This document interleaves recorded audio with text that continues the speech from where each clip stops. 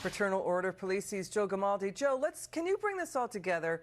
Terror, again, is a problem. The White House weakened the border. 98 terrorists caught at the border.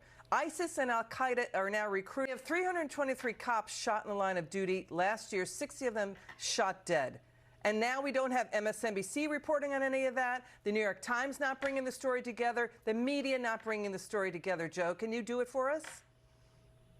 Yeah, well, when you project weakness as a country, these are the things that happen. And we're certainly happy that these officers are expected to make a full recovery after nearly being hacked to death by a machete.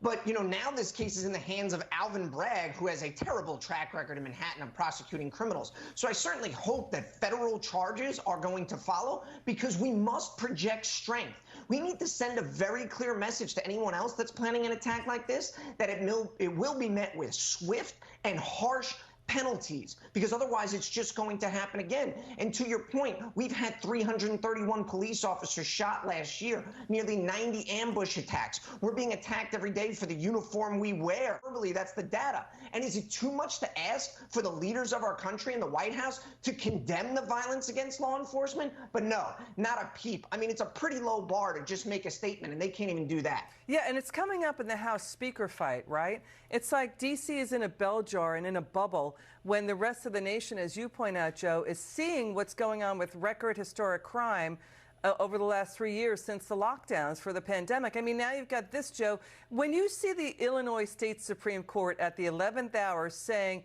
no, we're not going to let you, Illinois, enact this law that would get rid of cash bail for most all crimes, releasing even the most dangerous accused felons back on the street. Do you think that this could set the stage for the 7 other states in D.C. to do the same? Because it's a constitutional fight. Yeah, well, I certainly hope so. I mean, thank goodness there was an adult in the room that stopped this. I mean, imagine these charlatans at the Illinois legislature calling this the Safety Act, but eliminating cash bail has been a disaster everywhere it's been tried. Even in Chicago, where a University of Utah study said that 50% of the people that were released reoffended on a violent crime while they were out. And Liz, these politicians are pushing these revolving door policies while murder is up 48% in Illinois over the last 10 years. How stupid do you have to be to go even softer on crime when you're in the midst of historic crime rate? I mean, this is just a complete joke. So what they're saying in this Illinois case is that it's an unconstitutional overreach, that the state legislature can't step into matters of the judicial system, that it's up to the judicial system and state prosecutors, who they're the ones suing, to say, hey, don't do this. So there's a constitutional separation of powers case. And Joe, how come the voters don't get to weigh in on this at all?